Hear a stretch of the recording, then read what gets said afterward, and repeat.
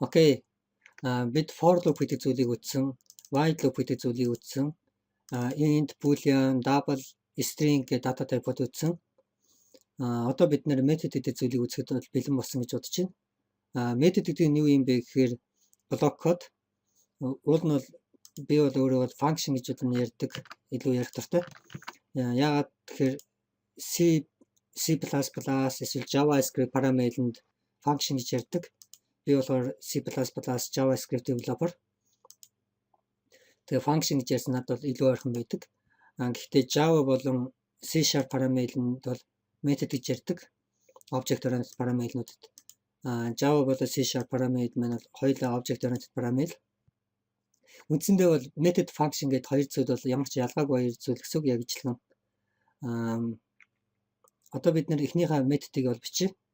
Гэхдээ бид нэр энэ class гэдэг дотор бол бичнэ. Энэ class гэдэг энэ блок дотор бол эхлээд static гэж бичээд static энэ талаар нь одоохондоо бол stress-тэй санаа зовхгүй ч болно. Static void a method.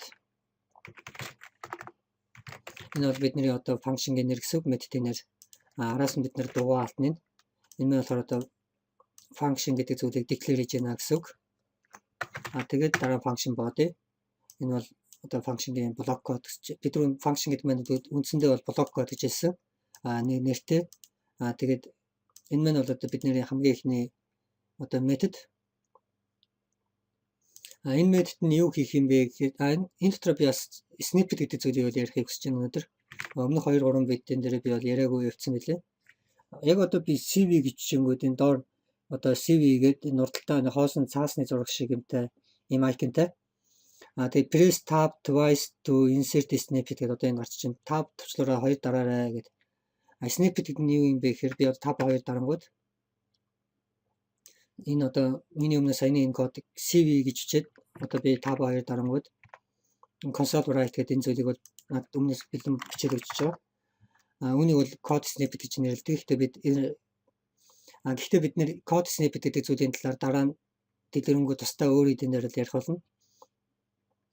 Одоо бидний method гэдэг function-гийн хамгийн эхлээд хийх зүйл нь юу юм бэ гэх юм бол and first statement. Дараа нь үүнийг copy dot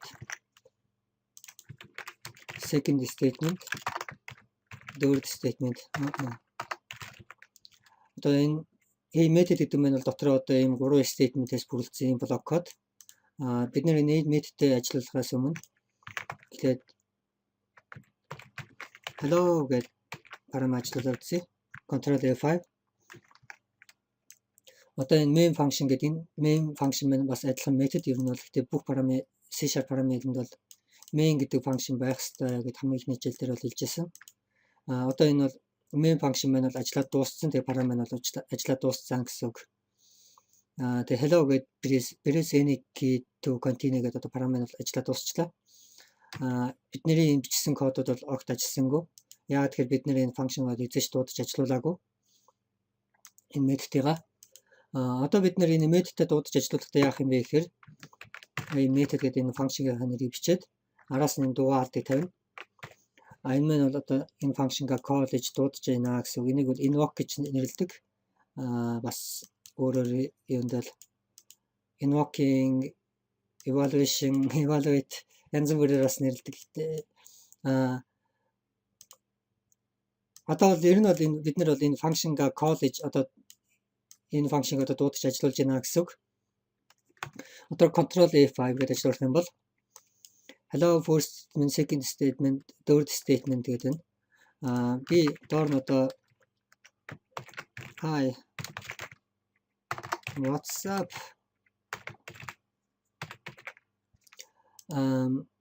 яг одоо би та хүнд бас debugger гэдэг зүйлийг товчхон одоо танилцуулъя гэж бодож байна. Гэхдээ бид нэр debugger гэдэг зүйлийн талаар дараа нь тусдаа үзэх болно. Одоо би энэ параметр ажиллуулалтаа энэ debug гэдэг гэсэн дээр дараад энэ step into F11 гэж байгаа. Тэнгүүд одоо энэ зүүн талд одоо энэ 32 дахь мөрний өмнө юм шар сум гараад ирсэн. Тэгээд одоо энэ блок маань бол шар өнгөтэй болоод харагдаж байна. Тэгээ юм хар цохоос ажилласан байгаа. Step into гэдэг нь болохоор одоо одоо параметрууд энд юу гэж ийнэ гэхээр параметрууд яг энд үрж ирээд одоо параметр зогссон байна гэсэн үг. Одоо энэ параметр яг энэ дээр зогссон байгаа. Одоо бид нэр step into гээд одоо алхамаар энэ параметр ажиллуулж үзсэн гэсэн үг. Одоо энэ блок код руу орж ин сайн блок кодн дээр зогссон байсан. Одоо энэ console write гэдэг энэ шарлаад одоо энэ 33 дахь мөрөн дээр энэ мөрөн дээр одоо ирээд зогссон байна гэсэн параметр. Тэгээд бид нэр step into гээд дарангууд одоо данан гэдэг энэ Microsoft Visual Studio гэдэг энэ анхааруулга гэх юм уу, error гэх юм уу, эсвэл info гэх юм уу мэдгүй нь яг тэр энд асуудын дэндийг тавьсан учраас энэ бол help гэдэг ер нь бол help маягийн icon. Тэгээ энэ дээр харах юм бол step over step into гэдэг одоо би сая step into гэдэг дарсан навчлаар тэр мэн болохоор автоматар одоо step over гэдэг болж хувирсан гэж байна. Ягаад тэгэхээр бид нэр энэ console method гэдэг энэ function дотор л бол орж болохгүй гэсэн ер нь бол тийм утгатай бол error. Ягаад бид нэр энэ console method гэдэг function руу орж болохгүй байгаа юм бэ гэхээр энэний source code нь бол байхгүй. Гэхдээ бид нэр үүний талаар бол дараа тусдаа ярих болно. Assembly.NET гэдэг зүйлийг ярих үед бид нэр яагаад ийш орж чадахгүйсэн юм бэ гэдэг зүйлээр бол ярих болно. Одоохондоо бол бидний Microsoft мэн болохоор console write гэдэг энэ function-ийнхаа source code-ыг бидэнд өгөөгүй учраас бид энэ function-аар бол орж чадахгүй байгаа. Тийм учраас энэ Visual Studio мэн автоматар step over гэдэг юунийг ажилуулсан гэж байна. Step over гэдэг нь яадаг вэ гэхээр энэ function дотор орохгүйгээр шууд энэнийг бүгдийг одоо ажилуулад дуусаад дараагийн одоо statement руу орохыг step over гэж байгаа. Одоо бидний дараагийн statement нь болохоор a method гэдэг энэ дээрээ зогссон байна. Дээдлийн одоо энэ менюн дээр бас step into step over гэдэг энэ хоёр төвчлөр байгаа. Эсвэл F11-гээ дарж болно. Эсвэл F10 дарж болно. Эсвэл энэ дээр байгаа icon одоо энэ төвчлөр дээр дарж болно. Одоо step into гэдэг дарангууд шар сум маань энэ дээр хүрээд 25 дахь мөрөн дээр одоо a method гэдэг юм блок код нь одоо эхлэх энд өрөд ирсэн. Дараа нь дахиад step into гэдэг нь одоо дахиад 26 дахь мөрөн дээр өрөд ирсэн. Бид нэр одоо console write гэдэг энэ function-гийн одоо дотгошоо бол орж чадахгүй учраас step over гэдэг энийг бол ашиглана. Одоо step over гэдэг бид нэр буцаад харцаагаа харах юм бол hello гэдэг энэ маань бол ажилласан. Дөнгөж сая бид нэр step over гэдэг энэ first statement маань ажиллаа. Дараа нь дахиад step over энэ second statement дараа нь step over одоо энэ гурван statement ажил дуусаад энэ блок код маань одоо төгсөл дээрээ зогссон. Дараа нь бид нэр дахиад step over тэнгүүд буцаад одоо энэ function маань хаа байсан яг тэр газар буцаад хүрд ирсэн. Тэгээд step over дараа нь console write hi what's up одоо энэ мөрөн дээр ирээд зогссон байна. Дахиад step over дараа нь hi what's up энэ маань бол одоо принтерлэгдэж чинь тэгээд одоо энэ main function маань бол дуусч байна. Step over ингээ бол параметр бол хаагдсан. Одоо бид нэр энэ a method гэдэг одоо энэ кодуудаа бол дахиад ажиллуулж бас болно. Ганцхан мөр код ч одоо энэ тэгчний код байх нь хамаагүй энэ дотор байгаа бүх зүйлийг одоо бид нэр дахиад ажиллуулж болно. Тэгээд CV гэдэг одоо код snippet-ийг ажиллуулад хоёр удаа тагаа дараад. Goodbye. Одоо дахиад бид нэр debugger модоор параметр ажиллуулаад тарах. Step into одоо би F10 дарлаа. Яг тэр бид нэр console write гэдэг function дотор л орж чадахгүй. Дараагийн мөрөнд орчихсон.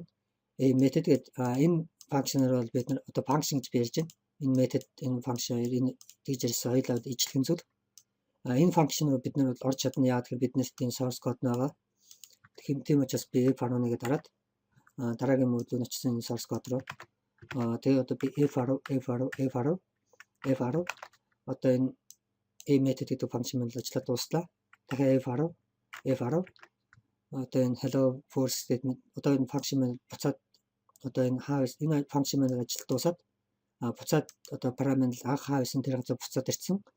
Дахиад дараагийн мөрөнд ороод ажиллаж байна. Үргэлжлээд F10 одоо дахиад F11 гэдэг ингэнгүүт энэ a method гэдэг function-ийн дотор орно.